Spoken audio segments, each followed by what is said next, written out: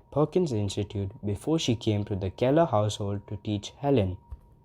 She was successful in getting through to Helen and she taught her to communicate. Anne never left Helen's side until her death.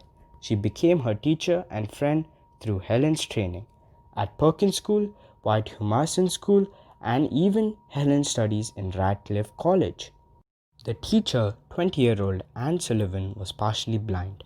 At Perkins, she had been instructed how to teach a blind and deaf student to communicate using hand alphabet signaled by touch into the student's palms. On May 1888, Sullivan brought Keller to the Perkins School for the Blind in Boston, where a new world of friendship began. I joined the little blind children in their work and play and talked continually. I was delighted to find that nearly all of my new friends could spell with their fingers. Oh, what happiness to talk freely with other children, to feel at home in the great world, Helen said. Helen quickly proceeded to master the alphabet both manually and in raised print for blind readers, and gained facility in reading and writing. In Helen's handwriting, many round letters looked square, but you could easily read everything. In 1890, when she was just 10, she expressed a desire to learn to speak. Anne took Helen to see Sarah Fuller at the Horace Mann School for the Deaf and Hard of Hearing in Boston.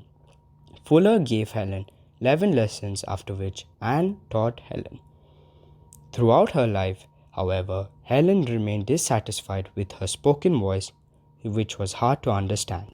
The closeness of Helen and Anne's relationship led to accusations that Helen's ideas were not her own. Famously, at the age of 11, Helen was accused of plagiarism. Both Bell and Twain, who were friends and supporters of Helen and Anne, flew to defense of both pupil and teacher and mocked their detractors. A letter was sent from Mark Twain to Helen lamenting that plagiarism farce. She was the first blind and deaf person ever to graduate a university. She graduated at Radcliffe College in 1904, and this was also one of her greatest achievements.